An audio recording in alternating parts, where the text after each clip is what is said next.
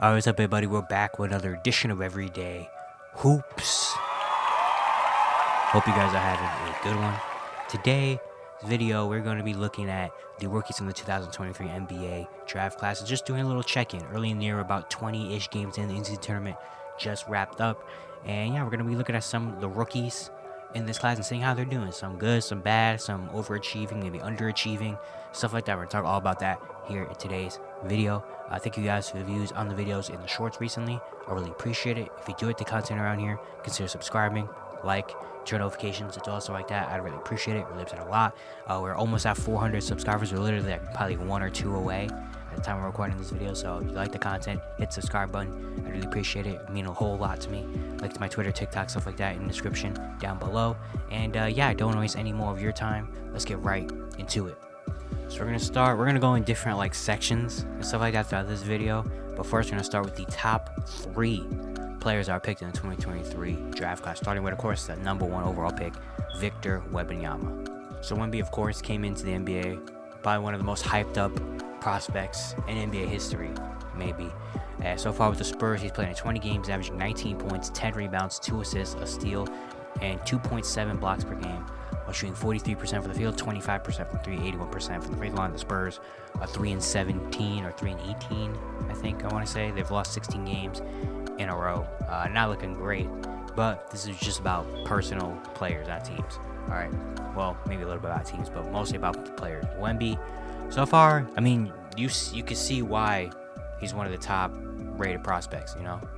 Like, you've seen so many different things about him already. You know, I mean, obviously his height, his defense has been very good. I mean, averaging a steal and 2 blocks per game. He's one of the league leaders in blocks per game. So you know what he can do there defensively. Offensively, you can see some things, definitely not afraid to, you know, being able to handle the ball, shoot the ball, shoot the 3, you know, get it down low. He's got kind of a X factor already late in games, you know, like there's already been so many times, a lot more early in the year because that's when they're actually really competitive.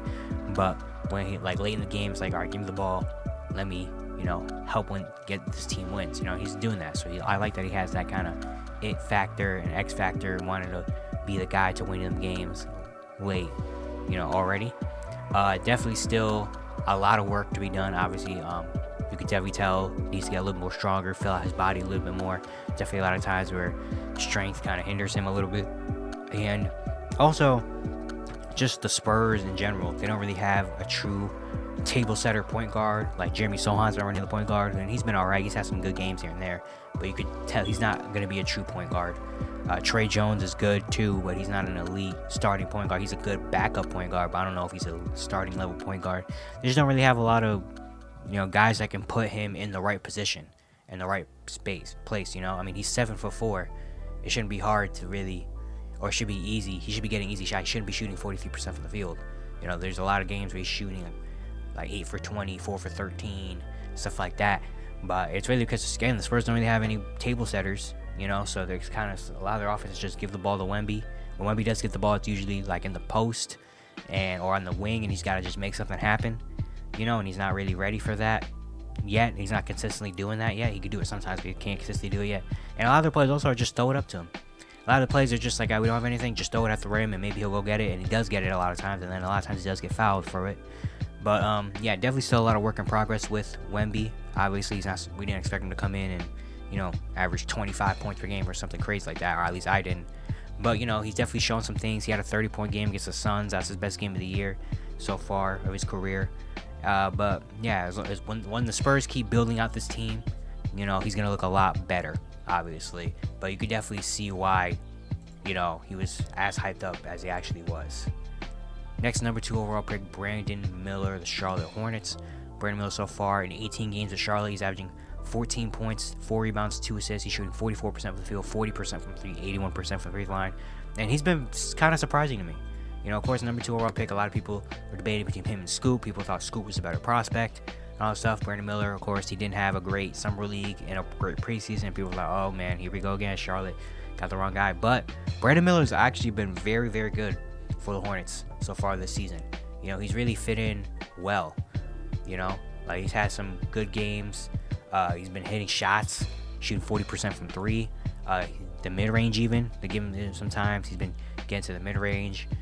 He's more of a jump shooting forward, but I mean, he's good at shooting that ball, and he's even been locked in defensively, trying to make things happen. He looks really engaged and looks really like he fits this Hornets team. He's honestly been kind of like their third best player, maybe third or fourth best player this season, and he's been a reason to watch the Charlotte Hornets. Even when LaMelo's gone down, he's had some really good games. And yeah, I think the Hornets, really need Brandon Miller kind of to work out in a way, because after him it's just really LaMelo, and then just they don't have anything to attach onto. So Brandon Miller already is showing you some good signs like this. If he can keep going and keep it going for the rest of this regular season and keep getting better and better, that's a big thing. They're like, okay, we have LaMelo and Brandon Miller. All right, we have two guys here that we can build around and with, But yeah, I really like how engaged he's been. He's been really good, honestly, for the Hornets. Been efficient, shooting the ball, look comfortable, confident, and yeah, he's been doing his thing. And now the number 3 overall pick, Scoot Henderson. Henderson has only played in 12 games at Portland. He's averaging 9 points, 2 rebounds, 4 assists, 3 turnovers, shooting 33% from the field, 18% from 3, 66% from the free throw line. He did miss a lot of time with an ankle injury. Just came back like last week, I want to say. But yeah, it has not been pretty for Scoot to start his career. Hasn't been shooting the ball well. Has not been shooting the ball well. I mean, 33%, 33, 18, and 66 shooting splits. Not great. 4 assists to 3 turnovers isn't great. He's also averaging over 4 fouls a game. Just, going through the rookie things, And I feel like people, we got to take our time with Scoot Henderson. Obviously, the Blazers are not a great team right now. They also do have, we're missing Anthony Simons for a while, which I think Anthony Simons is going to really help Scoot Henderson, just make it easier for him. But, yeah, I'm not really super worried about Scoot Henderson right now. Obviously, he's still only 19 years old.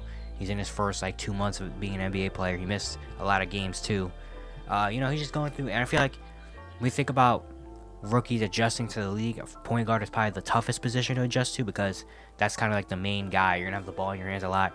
You have to not only find a way to score yourself, but also find other teammates and also be efficient, not turn the ball over, all stuff like that. I feel like point guard is probably the most on your plate, to come in as a rookie and try to make your impact on.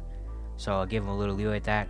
Yeah, he's been looking better though recently. The last few, I want to say 3 or 4 games, he's looked a little bit more comfortable. He still has to worry about fouling. I didn't realize how much he's fouling. He's fouling a lot. In the last 5 games, he's fouled 5 times 3 of the last 5 games. He's not turned the ball over as much, So yeah, just a lot of rookie mistakes. Honestly, he definitely tries to make a lot of passes that probably shouldn't make, but he tries to make. Not shooting the ball super efficiently, well, especially from 3 and stuff like that. But again, I'm not worried about it. Takes a little while to adjust to the league, and of course, because we see in the last few years so many rookies come in and kind of pop off, we expect that from everybody, especially from a guy that's number 3 overall pick. But it's okay for him to take his time. It's okay for him to make some mistakes here and there, and try to grow into being an NBA point guard. It's very tough to do that. So I'm not worried about Scoot right now. I think he's going to get better as the season goes on. At least we hope he gets better as the season goes on. But yeah, I'm not super worried about Scoot Henderson as of right now. Now I'm going to go into some other first-round picks that I think have really, kind of stuck out. Or, well, picks in general that I think have really stuck out and been like, oh, wow, they're actually doing, pretty well. We'll start with the number 5 overall pick, Assael Thompson for the Detroit Pistons. Even though the Pistons are very, very bad right now, Assael Thompson has been a bright spot in this team. He's averaging 10 points, 8.5 rebounds, 2.5 assists, a steal, and a block. Shooting 44% from the field, 13% from 3, 69% from the free throw line in 22 games. His minutes have gone down. As we see, he's not starting anymore. He's only playing about 18-ish minutes per game the last few games. I don't know why. He's been one of the better players. But a lot of people, Assael Thompson has been kind of like the rookie kind of darling in a way. Where it's like that rookie where it's like, dang, everybody. Like, how do I say it? It's kind of like, dang, like this team or this guy is a fan favorite of a lot of people, like looking at all the rookies, be like, dang, that guy got a lot of potential. He's a fan favorite. He does a lot of different things. I've been a big fan of him, this season, and I feel like a lot of people have been. He's about he's 6'6", 6'7" forward, but he plays the game. Like he just does everything on the court. Is what I'm trying to say. He does everything on the court. Of course, his athleticism and his getting to the rim and scoring has shown. That's been one of the big things. But just doing all the other things, rebounding the ball. He's averaging 8.5 rebounds per game as a 6'7" forward. You know, like he's rebounding the ball. His defense has been amazing, man. His defense, he already looks like an All-NBA type of defender already, and he's still 21 years old. So that's big. He makes the right pass. He doesn't average a lot of assists. He doesn't have the ball in his hands a lot to create for others, but you could tell he has a high IQ. He makes the right passes and stuff like that. So yeah, he's got a lot of things that you love to see. You know, of course, the big thing was, you know, getting him more polished scoring wise. You know, he's not shooting the ball well. He's shooting only 13% from three. The jumper is still a big work in progress, and the efficiency is as well. But at this point, you know, you're not worried about a rookie.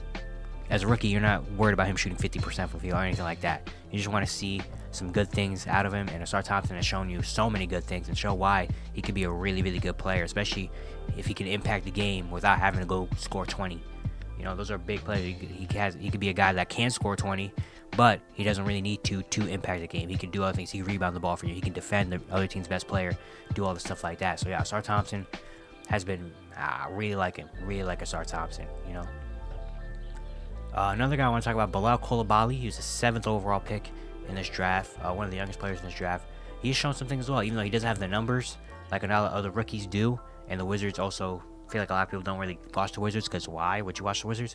But Bilal Coulibaly has shown a lot of things I really like. So far in 20 games, he's averaging 8 points, 4 rebounds, an assist, and a steal. He's shooting 53% from the field, 41% from 3, 65% from the free throw line. Yeah. The shooting splits obviously look good. He doesn't take a lot of shots. He only takes about 6 shots a game, 2.7 threes per game, but he's still knocking them down. You know, I thought he was going to be a guy that, you know, it was going to take a while for him, the three-point shot to develop, and I feel like it still is a work in progress, because a lot of his threes are really wide open. If you watch, a lot of his threes are just the defenders just being like, we're going to go our other guy. If he hits a three, cool. But he's been knocking him down, you know. Shooting the ball, like, very well. It's still... You can still see it's a work in progress, because again, a lot of his shots are open, but he looks really comfortable out there. A lot more comfortable than I thought he was going to be on the offensive end. You know, he's very, really athletic. He likes playing in the, you know, transition game. He's been doing that well. But defensively, he shows a lot of different things. I mean, he's 6'6" with a 7'2" wingspan. I mean, you don't find that often. And defensively, he's been really trying to take on the assignment of guarding one of the other team's best player, even though he does come off the bench, gets a lot of steals, got deflections and stuff, because just his arms are so long. And he looks really confident out there, which I like to see. You know, the Wizards definitely need some things to hold on to, especially young play pieces that they think could go with the future about them, because the Wizards don't have, the future isn't looking the greatest. But Bilal Coulibaly has shown a lot of things, even though he doesn't have the same amount of recognition or the numbers that a lot of other rookies do. He should be getting a lot of attention. Well, he should be getting attention, because he has shown a lot of different things and shown that he can be a really good two-way player in this league. Another guy we're going to talk about, I'm kind of going down like pick order and just seeing some guys, but Cason Wallace, the OKC Thunder, he's a 10th overall pick. He's shooting the lights out right now. He's averaging 7.5 points, 2 rebounds, and assists. He's shooting 59% from the field, 52% from 3, which leads the league, and 80% from the free throw line. Again, he's kind of similar to Bilal. He doesn't take a lot of shots. He only takes 5 shots a game, 2 3-pointers a game. But when he gets his shots up, he is knocking them down. You know, he's of course with an OKC team that has a lot of talent already. Of course, a lot of ball handlers, Shea, Josh Giddey, J-Dub, stuff like that. So he's not really been creating for himself. It's been a lot of catch and shoot and spotting up.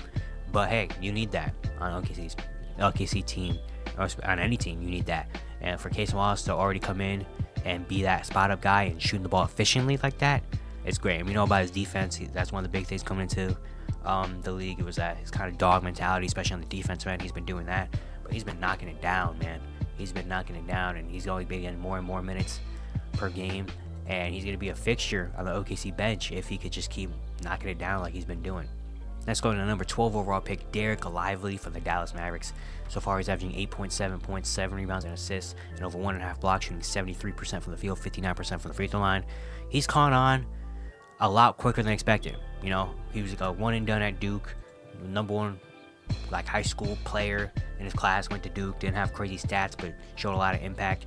And I thought he was going to go on a Dallas Mavericks team, and eventually he was going to be good, but I didn't expect him to be this good this quickly. Like right from the game one, he came in, he was just making impact plays. You know, and his minutes have kind of been like fluctuating. Like he'll play 30 5 minutes one game, then he'll play 24 one next game just because he's a rookie. He goes through that things, foul trouble sometimes, stuff like that. But he's been very, very, very good for Dallas.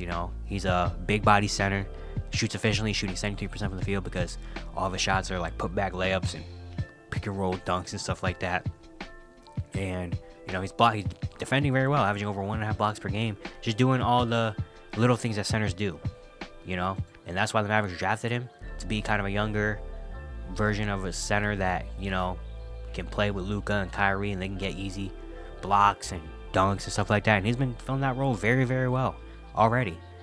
So I can't wait to see how he keeps going. Because he's still only 19 years old. So if he keeps doing like this, man, he's gonna have a very long NBA career. And I like how quickly he's already caught on and been good with the Dallas Mavericks. Next, I'm going to go to Jordan Hawkins, 14th overall pick from the New Orleans Pelicans. So far this year, he's averaging 12.5 points, 3 rebounds, and assists, with shooting 39% from the field, 36% from 3, 87% from the free throw line. The efficiency numbers don't look crazy, obviously, especially from the field, shooting just 39%.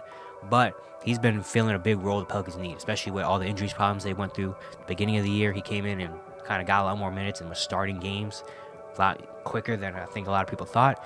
But he fills a role the Pelicans need. The Pelicans don't have a lot of floor spacing and shooting like Jordan Hawkins can bring. So him being on the court and being able to shoot the ball, has been a big thing. And he is not afraid. He's taking 7 threes a game as a rookie. Taking 7 threes. He's definitely not shy of pulling that three if they need him to. And the Pelicans need that. They don't have a lot of guys that can do that. Like Matt Ryan was a big part of this team just because he could shoot threes. And now his minutes have kind of gone down since they've gotten more healthy. Trey Murphy's back, Jose Alvarado's back, CJ McCollum's back, so now his minutes have gone down, which kind of sucks. But he's always going to probably find a role maybe on this Pelicans team just because he can knock it down from 3. And he hasn't just been a 3-point shooter. He's definitely had some moments where he's pump fake, step in, take a mid-range, or step in, make the right pass to another player. Like, he's definitely not just a spot-up shooter. He could do a lot of other things than that, but his shooting has just been a big piece for the New Orleans Pelicans team. Next, I want to go to the number 18th overall pick, Jaime Hawkins Jr. He's been one of the best rookies so far this season. In 22 games in Miami, he's averaging 12 points, 3 rebounds, 2.5 assists, and a steal, shooting 52% from the field, 37% from 3, 80% from the free throw line. He's played the second most minutes so far in this class out of everybody, and yeah, he's fit right in with this Miami Heat team. I said as soon as I drafted him, if you go back to my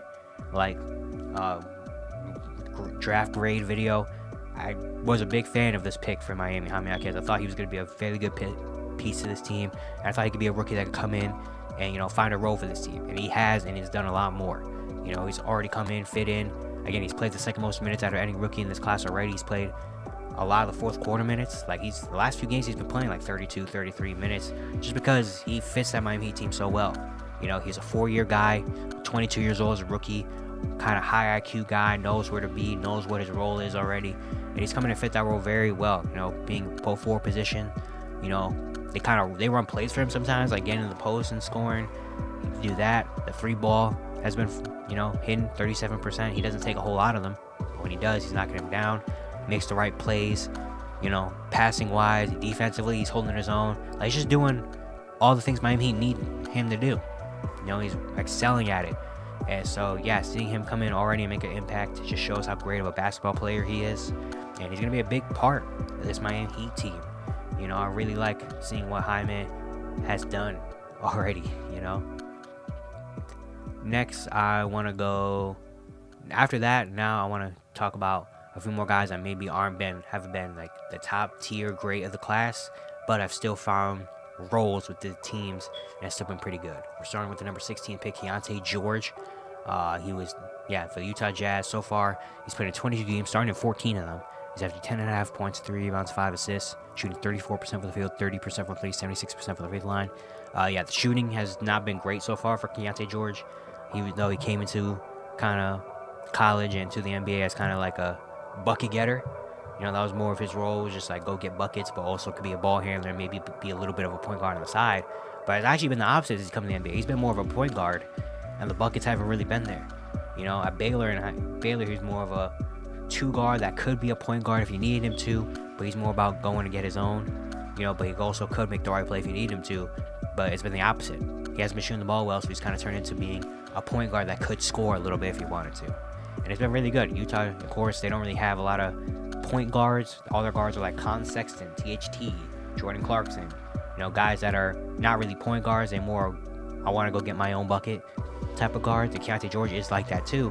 But he's been more of their facilitator, playmaker. He's had good assist games. He had an 11 assist game recently against when they lost by 15 to Dallas. But he's had some good moments as being, kind of their point guard. He's not turning the ball over a whole lot. He's had a game here and there where he's had a lot of turnovers because he's a rookie.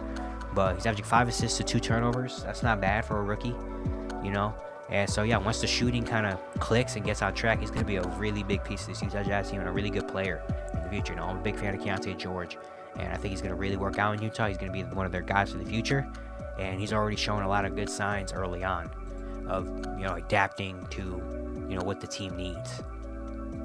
Next, going to go to the 19th overall pick, Brandon Podziemski for the Golden State Warriors.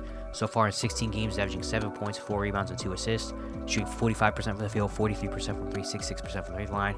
He's a guy that didn't really start getting minutes until just like the last 2 weeks because he was in the G League and stuff like that. But now with injuries and stuff like that, he's come in and he's been very good for the Warriors. The Warriors don't really have a lot of scoring punch or offensive punch off the bench. But Brandon Podziemski has come in and done that. He's shooting the lights out. Shooting really good from the field, 45% from the field, 43% from 3.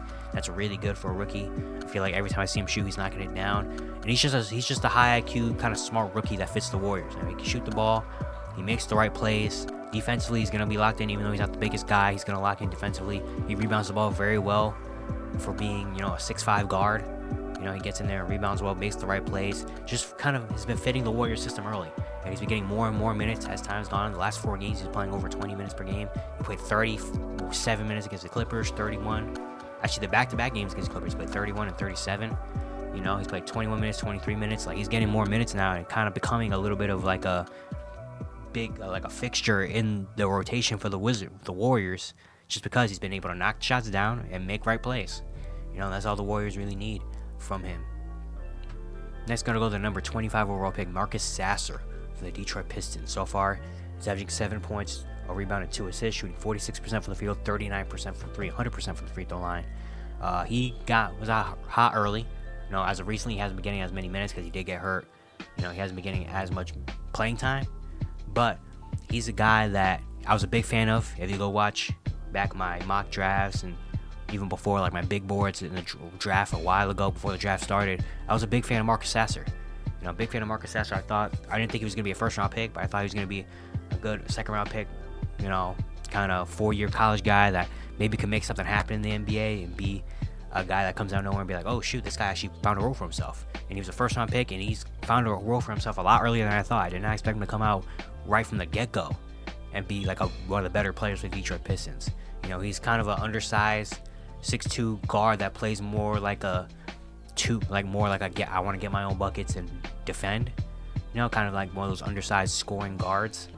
But it's been working so far. Detroit needs some shooting and needs some scoring, and he's provided that. He's had a lot of games where he's hit multiple 3-pointers. He's shooting 39% from 3. He's a bucket getter as a guard, really smooth game. He defends pretty well despite being undersized as well. So, yeah, really like Marcus Sasser at college. He's come in and he's fit a role for Detroit. He hasn't been getting as much playing time, but, hopefully he gets more playing time because he's a guy that I think could make big things for Detroit. Kind of be like one of those sneaky gets. Like, we look back and be like, dang, they got him 25th overall. That's crazy. Next, we're going to talk about Toumani Camara from the Portland Trail Blazers, the 52nd overall pick out of Dayton. So far, he's averaging 6 points, 4 rebounds, and assists, shooting 37% from the field, 25% from 3, 74% from the free throw line. He's a guy who's a 52nd overall pick. I said that name, you're probably still like, who? Like, I don't know who that is because he plays for the Portland Trail Blazers. He was involved in the Damian Lillard 3-team trade early in the offseason where he went from Phoenix to Portland, and he's actually been one of their better players so far. Even though the stats and numbers don't look crazy, looking on the court, he's provided a lot of different things. He's a 6'8" forward, that's kind of has a interesting game.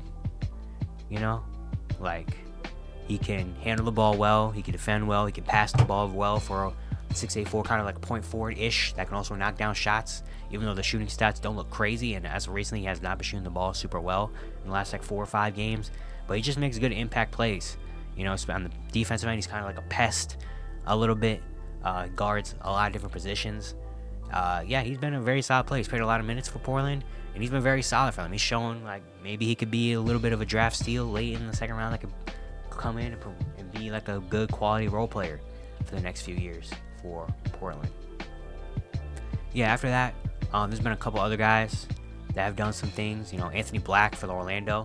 He's been very solid. He's averaging 5, 2, and 1. He's not shooting the ball super well from 3, but he comes in and he makes impact plays early. You know, you could tell he's just a really good basketball player, even though he's a guy that doesn't really need to score a lot.